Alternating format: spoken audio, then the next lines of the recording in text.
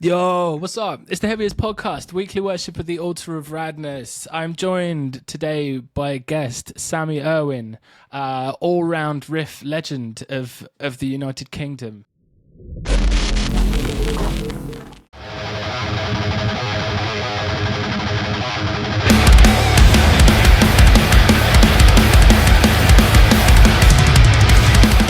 Hell yeah, dude. Thank you so much for hanging, dude.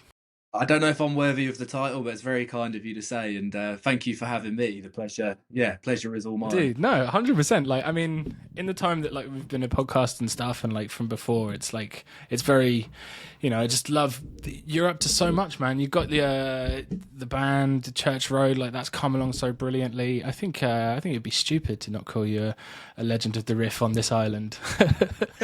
Well, I'm definitely a person who likes to keep busy. That's for sure. Yeah, no doubt about it. Absolutely, dude. So yeah, in terms of keeping busy, what are you up to right now? What's going on in your world? We are prepping for tour. So Employed to Serve kicks off our headline tour on Thursday this week in Shipley, of all places. I've never been. Yeah. And hey, it's in Yorkshire. I know that, and I think it's like pretty close to Leeds, but they've got an up and coming scene. They've got a new venue there, and like it looks like the show's going to be really good as well. So I'm stoked for that. We're going out with Cage Fight as well. Those guys are awesome. We did a few shows with them last summer, which is really fun. So it's nice to do a bit more of an extended run with them on this one. So yeah, we're kind of, touch wood, I'm going to jinx it otherwise. Usually before we go on tour, it's kind of like nightmarish because we're trying to like make sure everything's on top of before we go away. But I think we're cool. Like we've got... You could just breathe.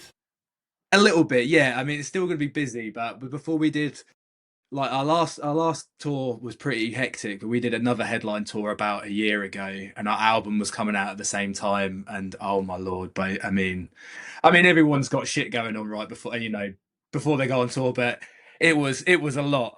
Me and Justine were about ready to pull all of our hair out. So comparatively this time it's very, very chill. But yeah, so we got that, and then Church Road, we've got Malavora dropping their debut record, which I'm really, really excited about. For anyone who's listening who's not checked the band out, it's just like it's a really interesting mix. It's, I guess, by to pigeonhole it really easy, it sits hard, I guess, in the metal. Yeah, it sits in the metalcore world, but they're not a metalcore band really. They've got so much going on. There's like progressive bits, kind of like hard rock bits going on. Yeah, really, really cool. So we're sort of in the middle of getting all of those orders out before we go on the road. But yeah, no, it's all good. It's all exciting stuff, and yeah, looking forward to it. Talking of tours, you did just an absolute monster of a tour last year, dude. Holy hell. For sure. Killswitch Fit for an Autopsy. Damn. Oh, yo. Got to mention Decapitated as well. And Decapitated, sorry, shit. Yeah, I love all the bands, but being the death metal head that I am since a young age, that was the real big deal to tour with them. Yeah, dude, so cool. Love the bands from a fan's perspective, but also just the nicest people you could possibly hope to tour with.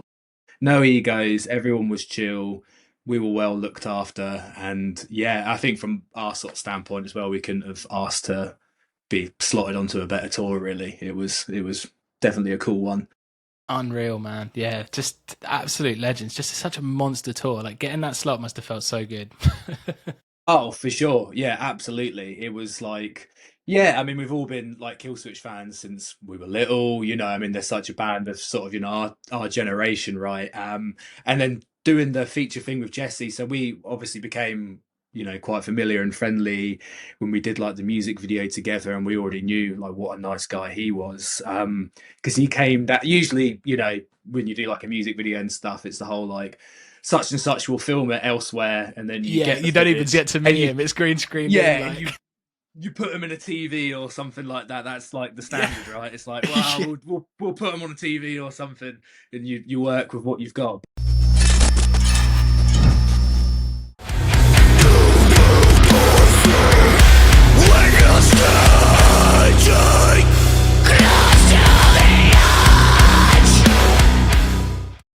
we shot yeah, 3 of the music videos in the States, and he drove down to where we were and like hung out for the whole day, and really That's so went sick. above and beyond. Yeah, did not have to do that whatsoever.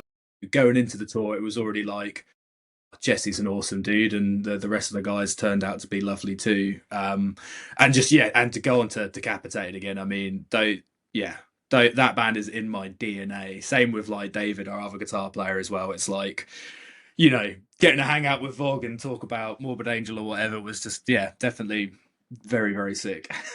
Real, dude. Unreal. There's only really 2 types of Killswitch fans, and it's Alive or Just Breathing guys and End of Heartache guys, and everything else doesn't really matter. Well, where would you consider yourself? Obviously, maybe you have to favoritize Jesse, but where, what's your core album with them, or is it something else? It differs. Not, is it? So Alive or Just Breathing, is probably my favorite Killswitch record, and that's also probably my favorite Killswitch record also from a standpoint of now, because to be honest with you, like, I knew that record when I was younger, but it passed me by, and it wasn't because, like, I think 2001 I was just getting into Slipknot when Iowa came out, so I saw the album cover around, I heard a couple of the songs, but it wasn't, until, like, Howard came on the scene that, like, I was really, really aware of Killswitch. But then as I got older and I got more into, like, old school metalcore and, discovered the likes of, Misery Signals and Seven Angels and all that kind of stuff, I went back to Alive or Just Breathing, and, like, that became, like, my staple record.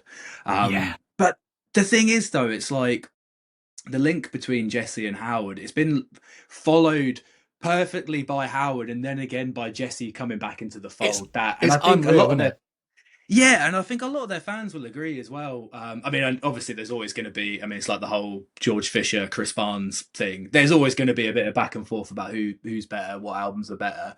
But you go and hear them play all the songs from all the eras now, and like, it's seamless. Like, Jesse can just hold down all the Howard stuff, no problem. Yeah, absolutely. That was like the main reason, or one of the main reasons, I went to Bloodstock the other year, and their headline set was just unreal. Like, it was insane. Like, it was just so goddamn good. Like, just unreal in his ability. It's so crazy. It is, and dude belts it out, like, absolutely belts out, and like how. I mean, shit. I mean, just going on about how nice Jesse is again, but it has to be said. Like, so he came out of his own accord and did his guest spot with us, like, every night of the tour. We were going to play the song anyway. Yeah, and we were going to say, like, maybe at the start, like, hey, dude, we're playing the song, like, obviously no stress, you've got like, if you need to be like having a cup of tea at that point, that's on you, Big Jess. I'm not gonna I'm not gonna knock out your Nintendo Switch time or whatever it is you're up to at that point, like, exactly. And that would have been completely within, all fairness to say, but he asked us and he came out and did it, and like, that is a vocally challenging set he has to do. And, if that was me, I'd definitely be like, oh no, I have to rest my voice. I need a precious flower that I am. But he did it. And just a testament to, like, how good he is as a vocalist, and also how much he's got his shit together. Because, it takes a while, I think, with a vocalist doing the singing and the screaming to kind of lock that in and find your stride where you're not, doing yourself in, really. I mean, you can see exactly, like you said, when you go back to Alive or Just Breathing, like, afterwards, if you sort of brushed over it as a bit and then sort of got into the Howard era, you can see why, like, because didn't he leave, like, originally because he just fucked himself because he went too hard, basically, and you can hear him destroying himself on that record. It's so ridiculously raw, his vocal attack. When he does those high ones, you know what I mean? You're just like, it sounds feel sick, the blood gurgling. You almost, like, yourself are like, ow, that hurts me listening to it, because he's like pushing from, like, it sounds awesome, but he's pushing from a place that is not good for his voice. Yeah, he's like you can hear him like getting piles. yeah, absolutely. So I think he definitely went away from that and learned everything he needed to kind of keep that shit locked down. I mean, he was doing like Mongolian throat singing and stuff to warm up, like, the hell yeah, crazy stuff. Sick. But it's awesome, isn't it? It's so sick. Justine was definitely a little bit intrigued by that. Like, oh, okay, I might have to check that out for myself. Yeah, man. But Oh, there's such amazing. a tight band on the whole, though. Like, you know, considering as well, you've got like Adam D, who's just running around like a lunatic. We had one night where we were given like in ears that the crew had to kind of just listen to their in ear mix whilst they were playing, and like it was flawless. Like, I mean, like, I don't know how they do it. Getting the in-ear mix of that night, they must have been felt so special, dude. That's so nice. It was cool for sure. Yeah. So yeah, I wanted to just do a bit of a general chat today about like you and how you got into stuff and you know what's going on now. So maybe Yeah, for like let's sure. do some origin stories. Like Take it when back did in the yeah. yeah sands of time.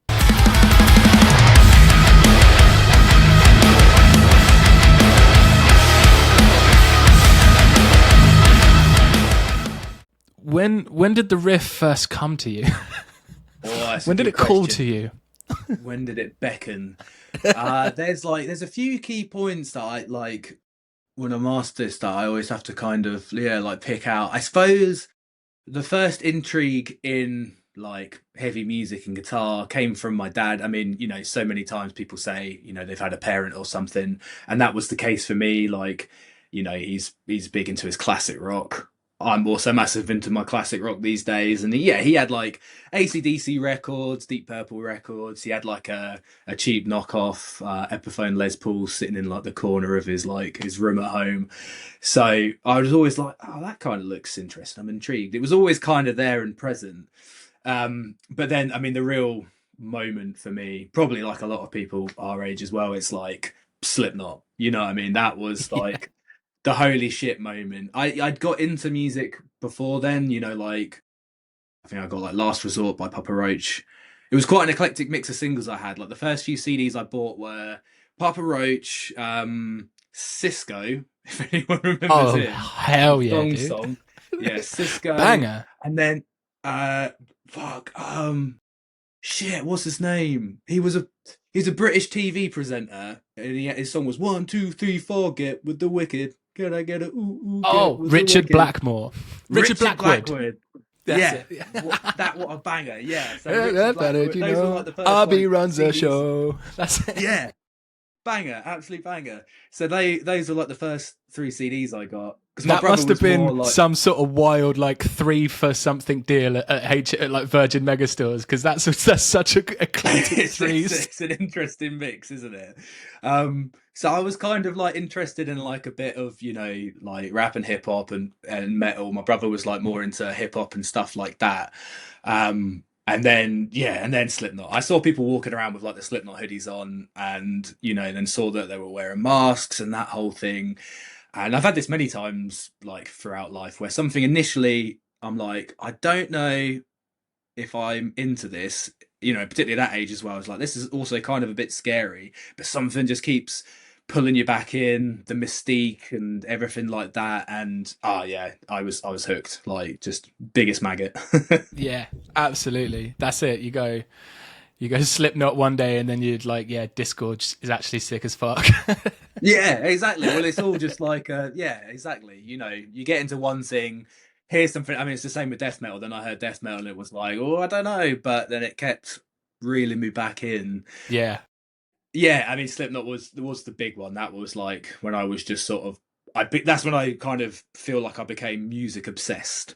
yeah, You know yeah, what I yeah. mean? That's when Definitely. religiously buying Kerrang and Metal Hammer, buying CDs, seeing like the bands Slipknot are into and touring with and stuff like that. And yeah, that was like the gateway moment for sure. And then my life has never been the same since. I blame Um, them. how long like would you say that you've been like music is like your thing full time? Like you get up, you know like in terms of like jobs and stuff. In terms of jobs, so full time since Church Road went more serious in 2021. So I was still for like the longest time was working as a gardener just to you know, work a Sick. job. Yeah, I mean, it was great from the standpoint of like I could take as much unpaid leave as I wanted to. It was one of those jobs where the work was always there because grass is always growing. You know, you're kind of safe from that aspect. Yeah. So I just did that for like, yeah, for ages, like on and off for like well over a decade. And then and then like I was getting to a point where I was thinking like I would like my day job to be music related as well because I've always been interested in other aspects of music. Like there's some people which is totally understandable. They're like, I want to play in a band and that's kind of it. Like I don't want to be part of something else or working for other bands, but I've always been quite intrigued by it all and being Yeah. on the other side of the coin. So, you know, when the Church Road opportunity came up, it was like, well, this is a no-brainer really. But yeah, I mean, yeah, so it's only really been a full-time job for the last will be 5 years this year. But then also at the same time though, I mean, whilst I mean for so many other people as well who are in a similar position where they're working a job in order to facilitate them doing whatever creative output they have. I would say more or less since the time I got into Slipknot, that's when I knew that what I wanted to do was music. Like there was no, oh, I'll study this or I'll do this, that, or the other. I was kind of like, I'll either find some job in music or the band will pay for it or something, or I will just forever work a job, you know, that will facilitate me being able to do this, you know. Yeah, I just knew like, and I think it's the same for a lot of people with like any sort of creative output. Some, you know, you just get that sort of spark, and it's like, oh no, I want to spend forever doing this one way or another. I'll just have to like see where life goes and kind of set up my life around it to kind of facilitate being able to be creative, you know. Hell yeah, man. So you talked about like when Church Road became more, more serious. That must have been a crazy time for you guys, man. It How was, yeah. obviously, like we don't need to go into what happened beforehand that facilitated it, but like there was, there was a bit of a house fire, and that you guys were like, Yeah, "There's a, there's got loads of room here, mate. If you just want to come down." Like how did that's that, it. you know? What was it like? It must have just been super exciting. Like, what did you want to do with the label at that point? Like, what were you like short-term goals and like? It was, I mean, yeah, I mean, house fire is the best way to describe it, you know, in the wake of everything that went down at Holy Roar. And yeah, I mean, there wasn't too much thought in it in terms of like scope of, you know, what the future held at that point, because it was more just like, holy shit, there's these releases, because it was Foulbard was like, I think due out like in a week's time or something like that. And then you had Palm Reader, which was like the next month. Uh, you know, and then Justine had this like mammoth task of, you know, simultaneously closing one record label down, you know, making sure like all the legal side of things in terms of like bands with contracts is all sorted out and everyone's clear with where they stand. I saw the, you know, dealing with the stock and stuff, so it didn't just sort of end up being binned. But then whilst doing that, or setting up the infrastructure to do Church Road to kind of make sure that the imminent releases weren't, you know, affected more than they, Well, like you know, hindered, obviously yeah. were. You know, so yeah, so it was. I mean, yeah, it was a, I mean, a horrible time. I mean, for Justine, like, you know, out of, you know, between, I mean, obviously I was a very nasty thing to be sort of close to, but at the same time it's like Justine had like the brunt of like having to really, you know, grind it out to make sure everything was kind of dealt with. But yeah, it's like it was bittersweet because obviously everything that surrounded the whole Holy Roar thing was just awful and very upsetting. So you had all of that, and then we were happy to be helping our friends out. And then after that, we always kind of were thinking like, oh, we'll carry this on. I mean, also we're in the middle of a pandemic, so we didn't know whether it would be able to Yeah, carry on. You know what I mean? It's like you're kicking it down the road, you know, because at yeah, first, I'm like working for free. I'm not like, you know, it wasn't like we just jump over and it's like a fully fledged running yeah. operation. Um, so it wasn't really until we kicked it further down the road and, you know, it started to become its own thing. And that was because like the Holy Roar thing was becoming more in the rear view that it kind of felt okay to feel more excited about the future, if you know what I mean. I think it was fight Hmm. or flight in in Yeah, the sort yeah. of in the moment when it was all going. And then sort of as it progressed on and, you know, people were awesome and really supported like the Svalbard album and the Palm Reader album, and they were really supportive of like, us, and particularly Justine, starting up this new venture, because her and two other people obviously overnight lost their jobs as well. So it was, it was really nice to see people, supporting music and people during the pandemic. I mean, it was quite cool to see that across the board. It seemed like, people were just like wanting to help, and help bands or people in sort of sticky situations. So we're, yeah, forever grateful for that. Yeah, man. Like it seems so like well hounded by you guys, and like yeah, like also doing it from an angle of like we're trying to help out these people that we like in music. Like we're like helping out our friends as well. It's not just not just taking over a something that you're not sort of connected to on an Yeah. emotional level. So it must have been really nice to just be able to sort of do that and like not fumble it. Yeah. Yeah, yeah, absolutely. Like, I mean, Svalbard have been mates of ours for years, like since the start of Employed to Serve. Like, we've gigged with them like from the get go. I think our third show was with Svalbard, and then Palm Reader. We've like, because they're from the same town, Woking, that we're from, or at least most of them are. So we go like way back. They're kind of like one of the main influences for ETS starting. You know what I mean? Because Right. we were like so influenced with what they were doing when they first started. So yeah, it sucked that it was our mates who obviously had a real shitty situation, but thankfully, because of the people who supported it, and the press who covered the records at the time, felt like thankfully they didn't sort of slip under the radar. Yeah. Um. I remember when Celestial Sanctuary signed with you guys on Yeah, Church Road.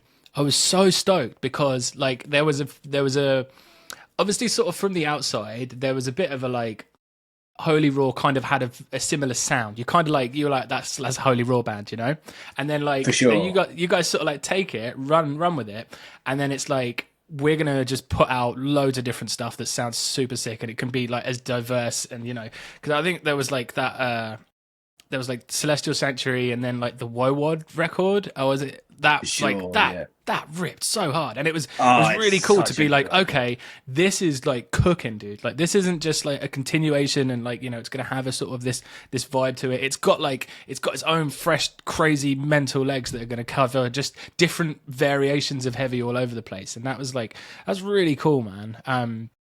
Thank you. Like I'm really glad you noticed that, because that was definitely something we wanted to inject more of, was like, and I guess with myself coming on board, it's like loving death metal so much and black metal and stuff like that. I mean, yeah, we obviously, there's like, we still have to some degree, I suppose, think like how far can we push it in terms of like the subscription service and what people might be willing to check out. But it that's was true. nicer it was nicer to expand the range. I think as well, like, I mean, maybe it was always the case, and it always seemed, maybe the optics of it seemed different, that people were still pre-pandemic a bit more isolated in subgenres, because Hmm. now it like it seems that people are truly open to a little bit of everything, like they're quite happy to sample a bit of death metal, a bit of black metal. It's not like so rigid Yeah. as like, yeah, and and a bit of And shoegaze and stuff like that. I think it might have been. I think it might be. Down to you guys a little bit, diversifying that roster and like having like this thing that is church like Holy Raw, not having like this sort of specific sort of quite sort of tote baggy like appeal. Do you know? Yeah, Do you know what I mean when I say the word tote for baggy? sure. Like, and it's not really like I think making it like that, and there's not these sort of the smaller like scenes, if it were, aren't as like sort of siloed in their style, and then yeah, it's just it's I don't know It's if that it's makes cool sense. you mentioned that, because like one thing for me is like, yeah, I don't know, like, because obviously I like bands that do all different types of things and different aesthetics and stuff, but I think it's like the deep down grebo in me, that like when anything gets like a little bit too like uppity, where it's like, I don't know, there's a lot of like, even within the alternative and like metal sphere, there's a lot of like this kind of like metal's a dirty word and it's actually not kind of cool,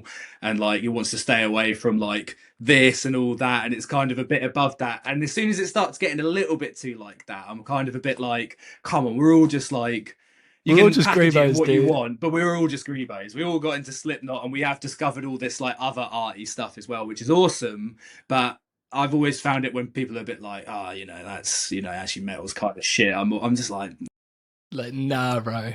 Still, Yeah, wow. and it's like always got to kind of represent like the Grebes at the end of the day. 100%, 100%. Um, So yeah, with Church Row, I mean, you signed like some of like our like best sort of like friends in the through like Celestial Sanctuary and Burner, and then I was so stoked that you guys put out that massive EP. Like they're like Yeah, Jim's a really good friend of ours. Like we've had him on the podcast a bunch, and like he's just a lovely dude, and like he it is a just lovely felt so dude. Yeah. perfect, man. Like for you guys to put out that EP because like Monic Heavy, like yeah, fair enough, it's like this kind of big thing, but I don't know if it like means as much as like a nice sort of presence to the UK. Like, I don't know if it like means as much, when like it was being put out on that, as opposed to like like a homegrown label that everyone really respects. I feel like there's more of a stamp on it than that. It made sense for sure when they sort of came over and said, they were a free agent, just because like, yeah, they're obviously so pally with Burner and played a bunch of shows, I think with like, Underdark as well, and so many other bands on the label. Like you said, it's like they're part of like that world and that collective. It just kind of makes sense that they'd come and join us at Church Road, and yeah, we were stoked for it. I mean, we'd seen them play a bunch of times, obviously familiar with their stuff, and I mean, so goddamn heavy and just yeah, just and like for me they're like the Zabalba from Hole, you know what I mean? It's that kind of vibe. It's just like Yes, down tuned, rough and ready, just yeah, awesome. Jababa from Such a good Hull is band. great. I think Jim will love that. Yeah. But yeah, such great dudes, man. Um, that Matador record that came out was really cool. That was a real Oh, surprise, man. Like really bloody enjoyed that. Has there been like much like reactions to that? Like people digging it?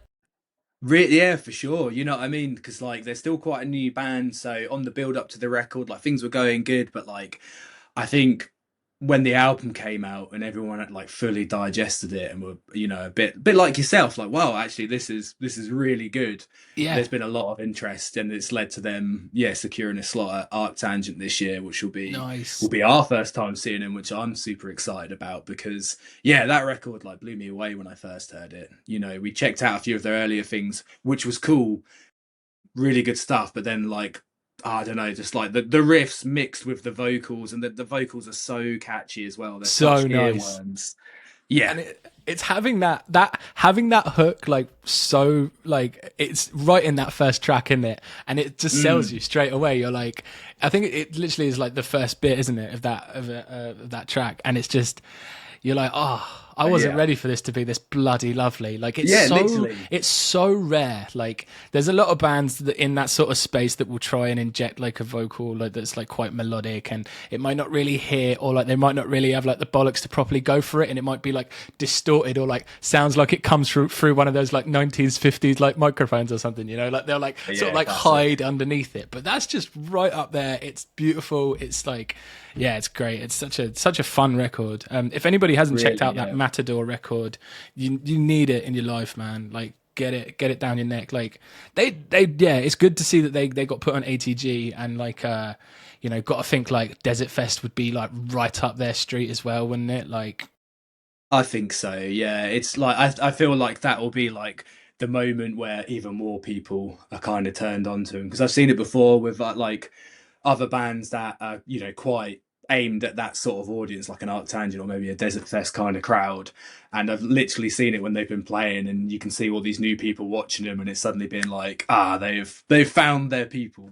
yeah, So yeah. um it would be like they would be so predisposed to a room full of people who love them if they like got like a Dune tour or something. Like that would be such a perfect pairing for me, I would think.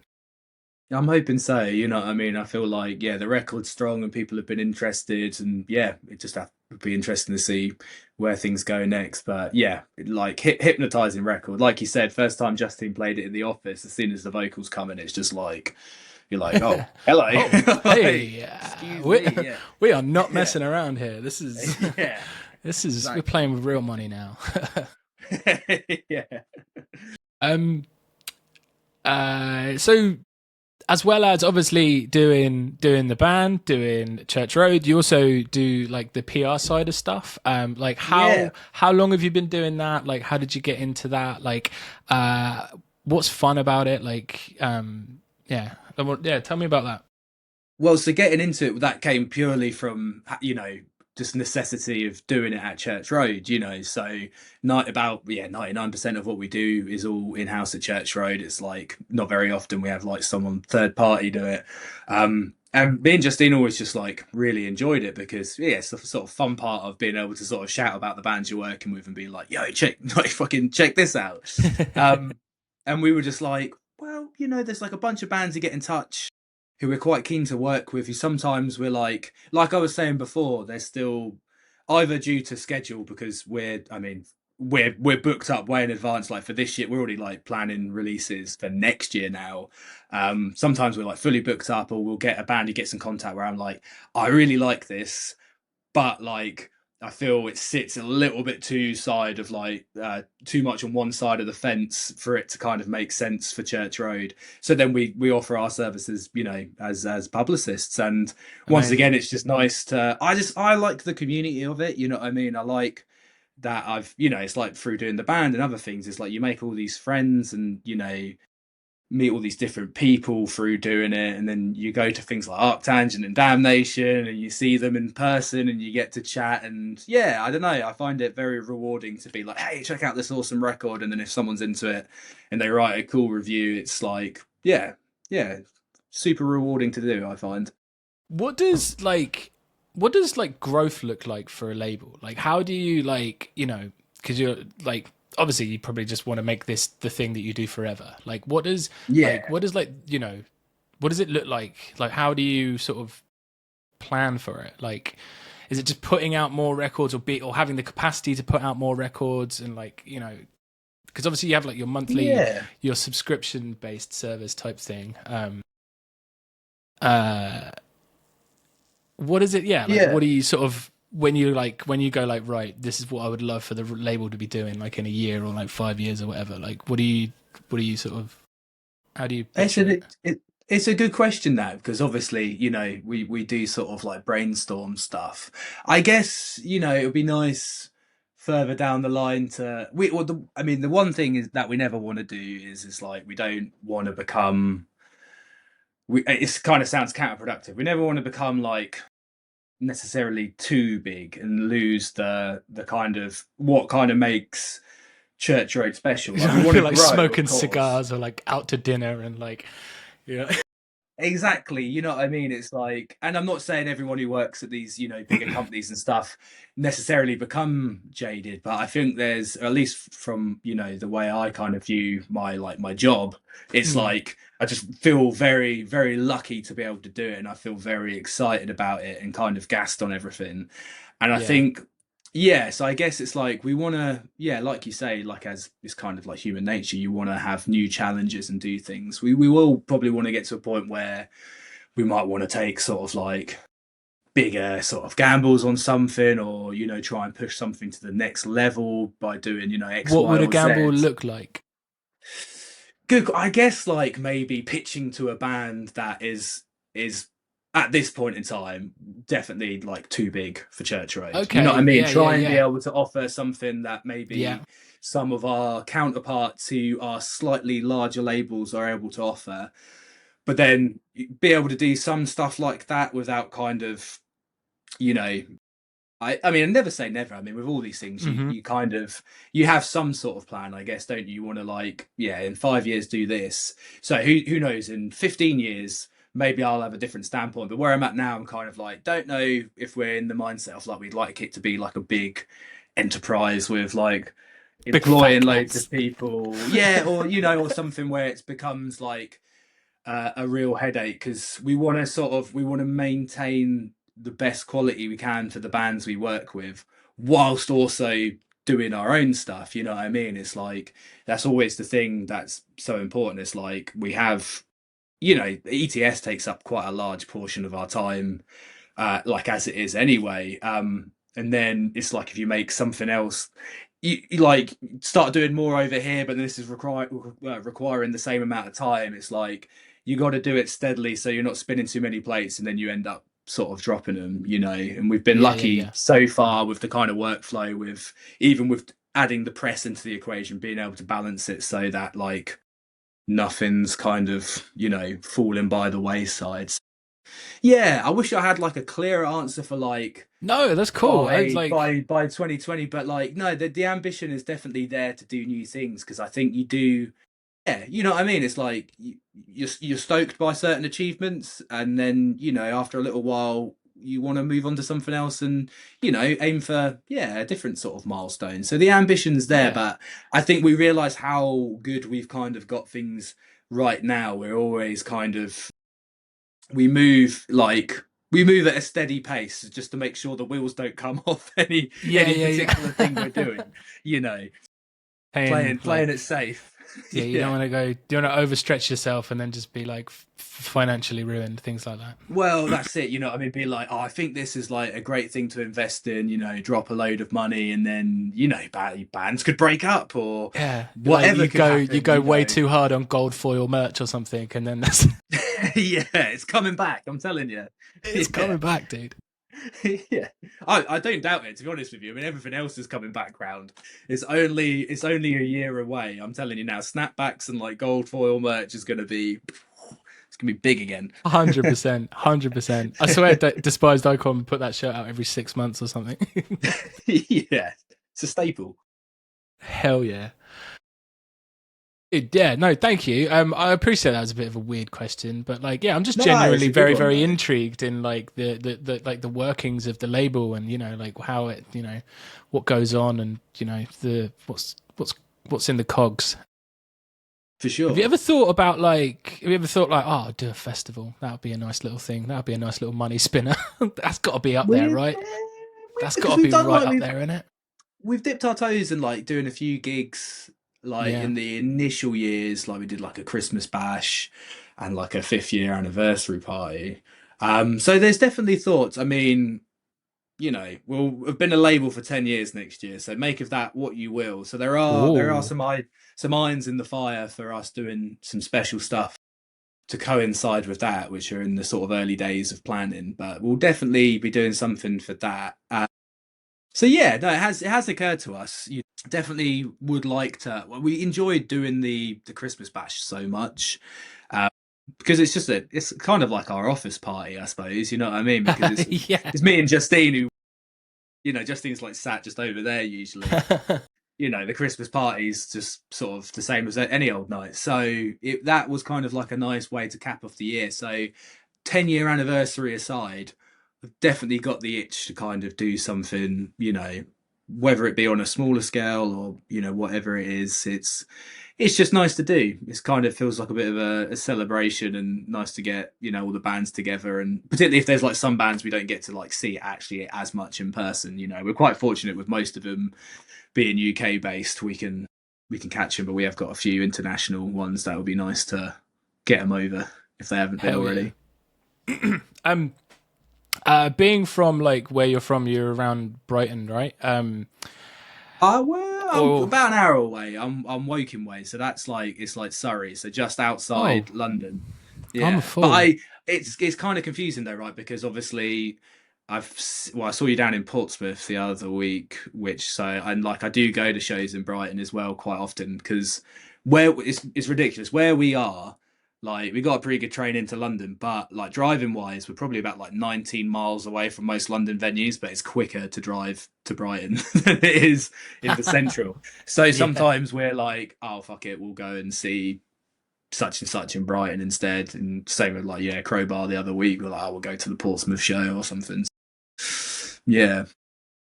I was trying to get on a line of if you're for some reason I had it in my head that you like it was very much Brighton based, and I was like, do you know anybody that can pull Johnny Truant back together? Can we do that? Is that a 10-year? Can you get that for the 10-year Church Road That new would be Truant good. album?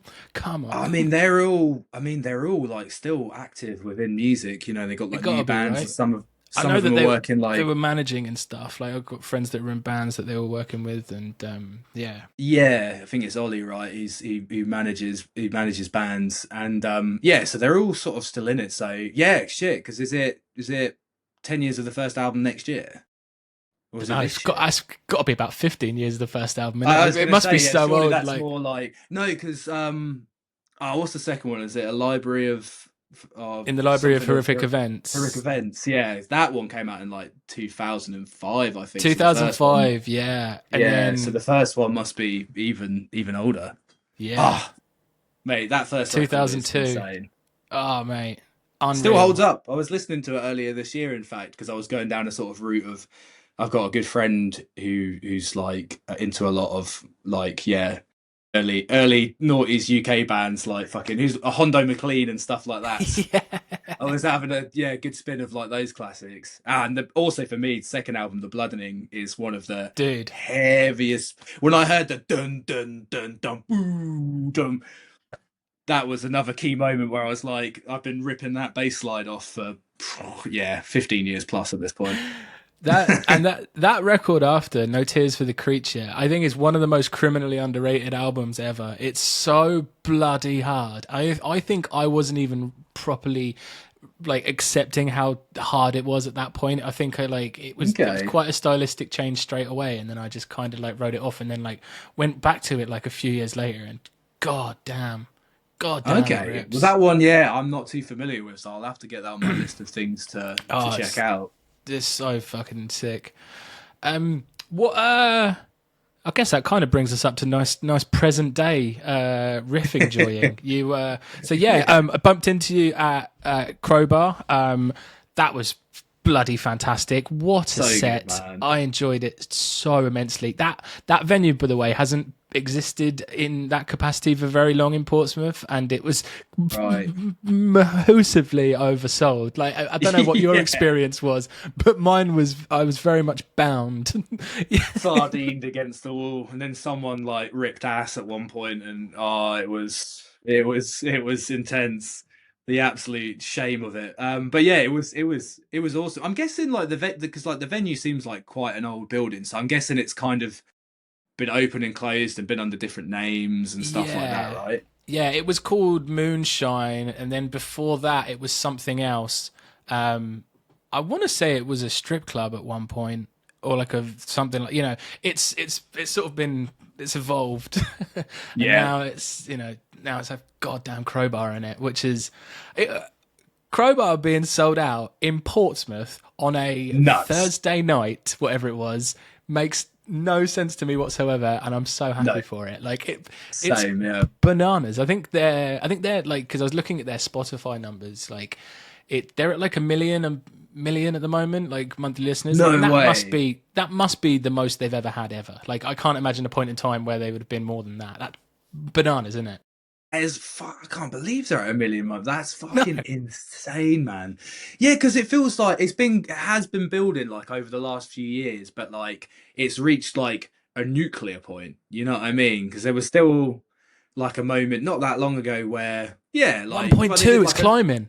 1.2 fuck. now. Jesus It's like real Christ. time. You're just seeing it go up and up and up.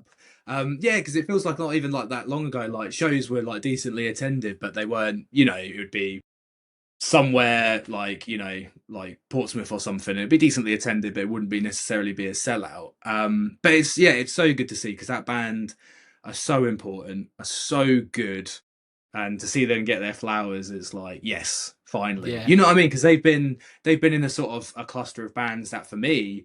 I've always just kind of been like, oh, they'll play the Underworld forever, and there's no problem with that. You know what I mean? Like, because for me, Yeah. growing up, the Underworld was like the ceiling anyway. But they kind of fit into the world of like, yeah, your napalm deaths and I don't know, your immolations, your suffocations and stuff. Where I'm just sort of like, you are an underworld size band, and that's where you always exist. And so many of those bands I've just mentioned, of like in the current, timeline, have jumped up venues. Obituary's always been like a bit of a bigger name, but I mean them as well. I mean they're bigger probably than they've been either ever been or as big as they were, you know, back Yeah. when they were first popping off in the early 90s, you know. Totally. Like they're another band who did a crazy port. Like I never like I went to see him. I must have been a year ago or 2 years ago at the Wedgwood Rooms in Portsmouth, and I was like, you just wouldn't assume that would be on their touring route like whatsoever, because we don't get that anymore. Like we used to Portsmouth when I was growing up, it was like we used to get everything. Like you if you saw a tour in Kerrang, like if it was, you know, it's a good chance that it was going to pass through like the Wedgwood Rooms, and we get loads of great shows, and I saw so many good stuff, and then it kind of like died in its ass. So, but now we have, you know, got some good stuff in the last like couple of years, which is, it's really wild to me. And it's nice because like getting home from Brighton sucks so much ass. Like after a Right. gig, it's like the worst place to get home from, and like London Right. also sucks ass because all the trains are finishing. Like, yeah, it's coming up, and like Southampton's getting like along that route, like Southampton doing really really well for shows. Like, yeah, That's awesome, man. It's so good. Yeah, I feel like people are, I mean, this is another thing that I feel has kind of happened a lot since like the pandemic. There's been a lot more like heavy touring in the UK. Like if bands are doing a tour, it's not just going to be like London, hmm Leeds, Glasgow, like Manchester, and that's kind of you lot like five and done. It's like people are making the effort to go to the other towns, and it pays to as well. You know what I mean? Because that's how you build your audiences everywhere else. You know, you're talking yourself about going into London. It's kind of like go to people in Portsmouth or wherever, and then next time you come back next year in London, they might feel more inclined to be like, oh shit, they came here and it was awesome, and then travel up, you know, for the show. It's so valuable to do, and it's nice. I enjoy it. I like playing a 5 day UK tour is fucking dog shit because you get to the fifth day and you're just starting to like get into the swing of things you're and like into the loosen up mode. a bit. Yeah, and it's done. And then you like the band you've been touring with as well. You've finally started to kind of get to know them, and it's like, oh, Like it's the finally know last their night. first name, like, and you're like, God Yeah, damn exactly. it. Yeah, it's like you're not just like mate, and or you're Like, like, you know how he likes his tea now, and you're like, fucking, I'm never gonna see him again. you've had time to work shit out because they've worn a t-shirt, and you're like, oh, I fucking love that band and all that kind of stuff. hmm Yeah, so yeah, I'm a big fan of like yeah, you know, the Portsmouth rising from the ashes of the touring circuit, because you'd say true. You look back through like old magazines and stuff, and like a UK tour would be like, you know, some bands doing like 2 weeks just in the UK. You know, Yeah, yeah, yeah. Like I remember, big one was, and I don't know how old. I don't know if this is probably the same age as you. I don't know, but like, do you remember the Roadrunner Road Rage tour? Did you ever go to that? Do you remember that? It oh, I was don't know. it was like I they did don't. like Oh, a thing, and there was like a street team for it, and it was Trivium, 3 Inches of Blood Still Remains. It was I like, remember and it was that like a tour, but really I didn't extensive go. tour. It was absolutely Was that when golden. they did Like like the whole collaboration album? Was it like to coincide with that as well? Like when they did, it was it might have Roadrunner been, United or it whatever? might have been a Yeah, Roadrunner United era. Yeah, it might have been. That was sick. That was so sick. The Roadrunner United. That was actually like watching the DVD of that was like yeah. how that was my first introduction to Glenn Benton as a person. He was There tracking the you go. vocals in Yeah. it, and they were like, "What's What this?" the fuck? I'm like Yeah. just getting my head around like Trivium and Still Remains and like, oh, like 3 Inches of Blood. Like that's pretty mental. Like, and then Yeah. here comes this guy who's just an actual walking demon, like making noises Inverted cross in his forehead, because like yeah. it's one thing hearing it on record, but it's a completely different thing. Like watching him do it from the booth, and like the sound coming out of his like mouth, like dude, Yeah. The power insane. behind it, because the dude's like he goes full throttle, you know, it's not just in the throat, he's like full like whoa. Yeah, I mean it goes back to what we were saying earlier about the whole like the gateway to these things, isn't it? You know what I mean? It's like yeah, you're listening to like Slipknot and Trivium and all those bands, and yeah, and then you see like Roadrunner United, and obviously all the Slipknot like fucking love Deicide and all that stuff, and Slayer of course, you know, and then you slowly but surely keep finding your way down the rabbit hole to something new and Yeah, exciting.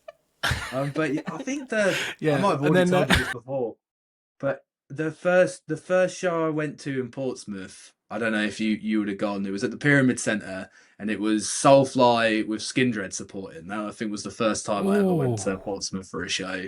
I don't And think I like, did, but that sounds so sick. it was cool. That's for sure. Like Pyramids was Soulfly a just put great out Dark venue. Ages. Ah, dude, I was so sad I when I saw heard it you guys closed play down. there. When Yeah, you with toured Buried with Buried Tomorrow. Tomorrow. Yeah. That was a fun show. That was, yeah, yeah. I love that venue. I'm so sad to hear it's, yeah, It no longer. sucks, man. It was so like Yeah, it's kind of been just completely redone into like a kids thing. It's so annoying. It was such a sick venue, man. yeah, like legendary. Another one bites Um, the dust. what what does like so obviously I bumped into you as well at Damnation, which was an absolute Yeah. banger of a festival. Oh, I mate, That was ridiculous. so good. What was the main draw for you there that Damnation? What sold it for you? Oh, wait, I mean, what 100% sold it for me was Brodequin. Like, I've been wanting to see Yes, dude. Brodequin for like, actually, and as a long time listener to the band, I'm pretty sure it's pronounced Brodequin now, but I'd never heard that like anyone say it out loud until they said it on stage, and I was like, I've been saying it wrong for almost 20 years or whatever. But yeah, so seeing them was like that was the one where it's like, yeah, if I'm here, if I'm free, I'm going. But last year, and I mean, obviously the lineup this year is looking great as well. But like Yeah. last year, I think the Damnation lineup was my favorite lineup they've ever had. Same for Arctangent as well. Both those lineups last year, I was just like, holy shit! For like both festivals, that's like, and for me personally, I was like, this, it doesn't get any better. But then the problem lies where, and I'm sure you found this as well, is like particularly with Damnation be a 2 day thing now as well. Come the Sunday, or the Saturday, I can't remember what day it ends. Like you're fucked because there's Yeah. like The there nose was thing. wall to wall great bands. There was no it's time to sit it's down. oppressively fantastic. Like Yeah, I've experienced that at ATG a few times as well, where like I am like, oh, can they? Is it even possible that they book another band that I want to see, and then they do, and then it's like that. It was yeah. like maybe 3-4 years ago ATG, and there was like this run of like Aranci Pazuzu, Imperial Triumphant, Oh yeah, Pallbearer. Like there was just it was like Conjurer, Moll. Like it was just there was so many things, and that's like 10% of like what I can even remember of there being. But it just required yeah. so much, and yeah, Damnation was like that this year and last year to an extent, but like this year was just so strong. You just barely had So time strong. to do anything. Did you watch Warning by any chance? Are you a Warning fan? I'm a huge Warning fan, yeah, and Yes. somehow I don't know how I've managed to miss them every time they've done either Damnation or Roadburn. They've been on the years I've not been there, so I was yeah. They've been like a solid favourite for many years. So I was very Yeah. glad to finally tick him off the list. And what a performance! Like so good. Unreal. It was just such a phenomenal performance. Like he's like so good, and it like obviously it takes so much sort of investment sort of physically and emotionally for him to be able to perform those songs that like he didn't, Yeah, like when he finished like between tracks he was just kind of like smiled and chuckled and didn't really know what to say. You're just like, he was just so honest. He's the man. He's so sick. yeah. I think yeah, it was just really nice to see that he was quite astounded to see that, was it 20 years later? Was that the anniversary or was it even Oh, it's yeah, got to be, some isn't it? What was it, it was at 2004? least yeah, it was at least like 20 years. I think yeah, it was just nice to see. Yeah, it was obviously quite overwhelmed. Obviously it's been no surprise that since that record came out, it has garnered a huge cult following, but for it still to be the case 20 years on, and I think that's the thing for me, like once again, just talking about this sort of world and underground music.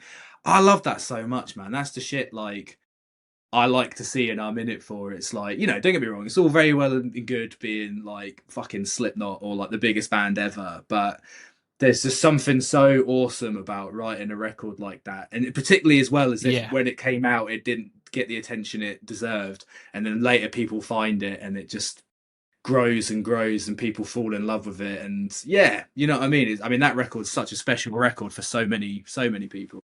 Yeah, you're totally right. It is, yeah, it is amazing. Like you can have this widespread like a widespread success where it's like this is objectively a thing that people like, a lot of people like, but then there's that more sort of like cult aspect of like this thing that just outside of radio plays or conventional promotion methods, this thing just like Yeah. bubbles and grows and becomes more notorious, and people love it more. And then, you know, for them coming back, And it's the like, people who love it. Like they know it yeah, inside and out and everything about it. It's like there's no real like, well, there's less kind of like stragglers and people who kind of like listen just like because it's on, like you say, the radio or something like that.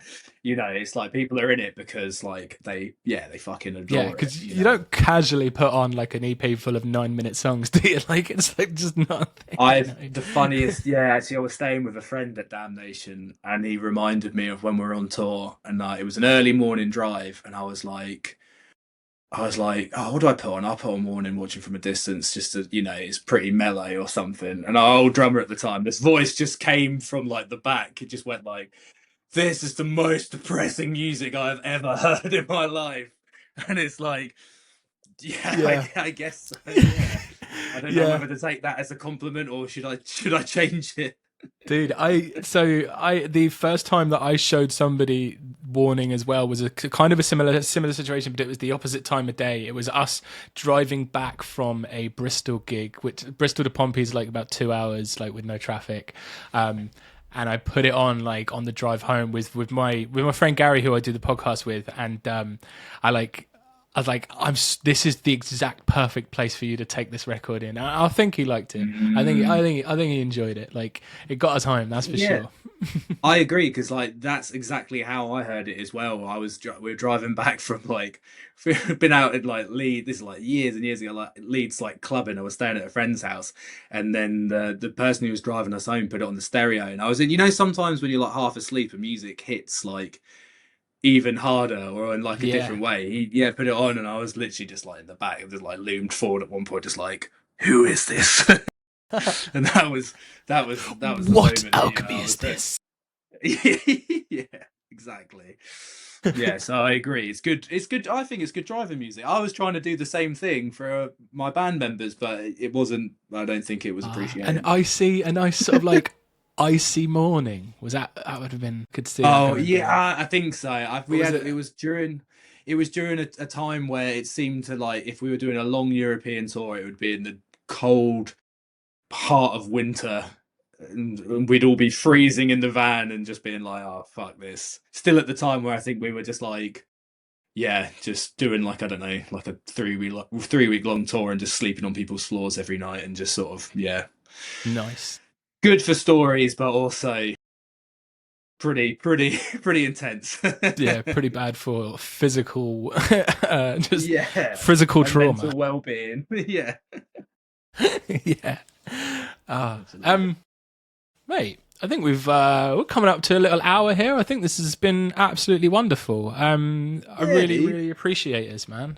This has been so sick. I would love to get My you on pleasure. again to chat about some records. You Yeah, sent me a 100%. record the other day, and I'm not lying. I think it's like one of the best things I've heard this year. Like, that Growth record is It's insane. wild, right? It's what they're touching on is like, how does somebody go from like ulcerate to palm reader? Like, what? Yeah, How does it make those literally. swings?